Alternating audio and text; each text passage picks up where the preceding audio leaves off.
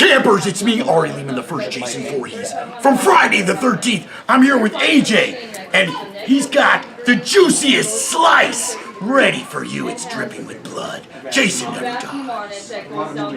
What makes a horror film kill memorable, terrific, even in some way profound or poignant? Let's explore.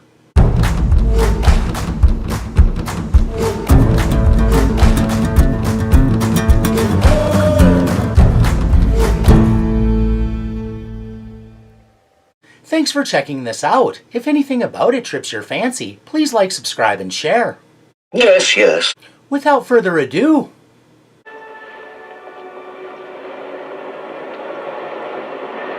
Crosby and Spring. demonstrating the proximity of the danger, just outside the window of a pair the film has been following. On the empty street below, an older chap happens by with his granddaughter, Cindy. Both ways. Offering gentle guidance, Gramps escorts her down the deserted sidewalk. Before any cars come, nothing's coming. Remember that? As they approach a phone booth, a once ubiquitous technology replaced by mobile phones.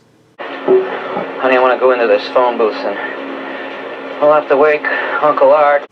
It would seem there's someone, or something, peeking up from the sewer. Close the door.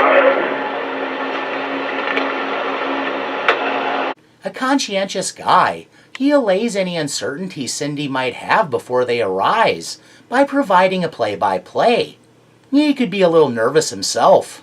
Just wait a minute. I'll stay there. There might not be a minute. They're basically on display like cuts of meat in a deli case.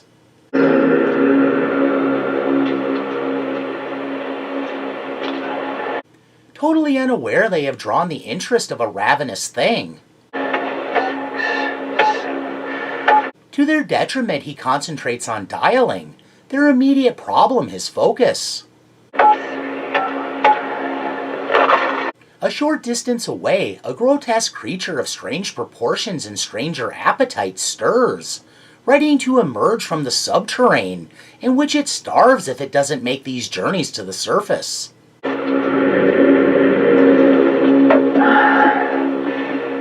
Feeling the unease of being in an unfamiliar place, Gramps' only concern is touching base with a kind and knowing soul. Art, I'm sorry to wake you. And figuring out how best to proceed. Yeah, we're here. One of those pesky, unwitting wrong turns the culprit for what's to come. But we got on the subway downtown, but He's a little stymied as to where they ended up. we're lost, Art. We're lost. This unfortunate mistake costs him dearly when he finds himself on the dinner menu of a cannibalistic humanoid underground dweller.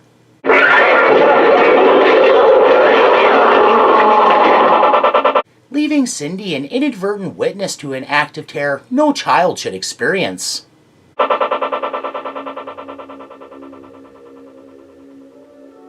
This exit is extraordinary for two very contrasting reasons. On the one hand, it's bracing and scary and makes no bones about showing the traumatizing effects of violence. She's making up a story. What makes you think it's a story? No matter what, something terrible happened, so this would seem an inappropriate response to a traumatized child. What, are you kidding?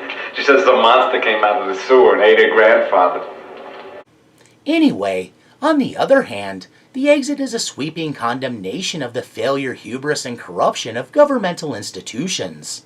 They not only allowed an oversight so glaring, a visitor to the city could out of nowhere end up spirited away and eaten, but conducted a conspiracy to conceal their slip-up, more for sake of damage control and maintaining their image than preserving life.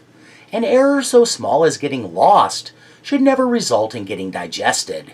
A spot-on analogy for high crime rates, overall, a stopover in a big city shouldn't result in a death sentence. There shouldn't have to be worry or fear that winding up in the wrong neighborhood makes the likelihood of sudden death spike. When it goes way beyond robbery, or even the possibility of catching a stray bullet from some type of a shooting, to a brutal abduction and subsequent devouring, those tasked with keeping the public safe have failed spectacularly. Yep, that stands up to scrutiny. First, they demanded toxic waste not be transported out of the sewers, leading to the mutation of the underground hobos and vagabonds just trying to find a stable environment into some kind of either evolutionary throwbacks or jumps forward. Secondly, they disavowed the resultant monstrosities and didn't warn the public a street-level stroll could lead to getting dragged below. Talk about lack of accountability, trying to sweep such a massive controversy under the rug. Here, this is very much because of bureaucratic and legal nonsense, leading to those chemicals getting abandoned while dealing with red tape, and the imminently dangerous concoction subsequently transforming that misbegotten underground homeless population into human-eating monsters, a fact the officials went to great pains to contain, even if the monsters they were responsible for refused to cooperate. God help us! To obscure all this, they sought to put the onus on the abominations by rebranding the acronym for the flubbed Contamination Hazard Urban Disposal Project to a description of the toxic beings, the much more foreboding, cannibalistic humanoid underground dwellers. As if the miserable things don't have it hard enough without the government vilifying them for acts pretty much outside their control. Kudos to the film for suggesting a child might be an appetizer and not actually going there, because tykes getting gobbled up by beasties tend to undercut positive messaging, and this film has lots of that. Why leave Cindy? Although she was witness to something stunningly horrific, she at least got to survive. But why was she spared? The monsters certainly weren't all that discerning. Was she too small of a morsel to waste the time? Do the C.H.U.D even have a concept of time for that to have a bearing? Or for that matter, a sense of responsibility for their actions, motivating haste? They seem to operate entirely instinctually, their humanity either very submerged or outright obliterated. It would seem it amounted to that dear Cindy wasn't the desired target, which in this case was a bigger slab of meat, and the attacker was merely very anxious to indulge in fresh long pork. This reveals that the C.H.U.D monsters, though predatory, aren't evil, only desperate, acting out of need. Like any animals with a gnawing in their stomachs, they hunt for food, sometimes ravenously, not to instill terror, but nourish their deformed bodies. A very understandable incentive, obscured by painting them with the monster brush. Once something kills humans, no matter the reason, to most it loses all sympathy. You're talking in circles. This is a rare horror film in which everyone involved, even the C.H.U.D creatures, were victims of the widespread cover-up. From the victims devoured, to the despicable bureaucrats who sold their souls to maintain a hazardous status quo. And why did they do it? Sell out their integrity? The oldest reason ever, to maintain power and control through the illusion of being in charge and getting stuff done. It's just what I'm going to tell him if you don't fill me in. Well, go ahead. Go scream your fool head off. The Nuclear Regulatory Commission had to hide a blunder the city inadvertently augmented by attempting to bandage their boo-boo in a way that would preserve optics. It's all kind of a sad and sickening look at how we can assume the underpinnings of the government always works, no matter who's in charge of the apparatus.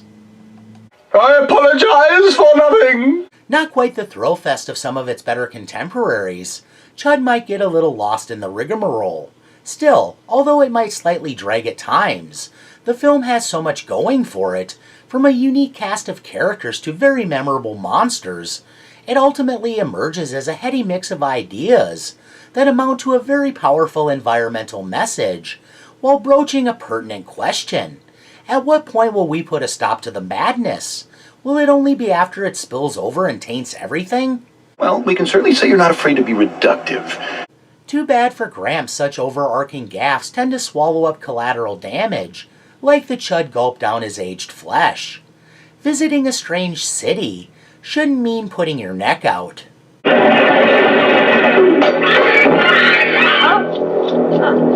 Too bad for Cindy she witnessed something easy for others to dismiss as craziness. Quite the harsh hash mark. In the wake of all that, she probably needed a lot of therapy. Imagine the nightmares. Well, I've about reached the end of the rope, so I won't leave you dangling. Thanks for entertaining my ravings. Please share any refutations, opinions, accusations, japes, or other ideas in the comments below. And please join me for whatever I'm up to next time. Bye now. Bye, creepy man! Keep it creepy! He's a weird guy. Goodbye! Find out where we're going. Come on in, dear. That's the juiciest slice. Yeah, not.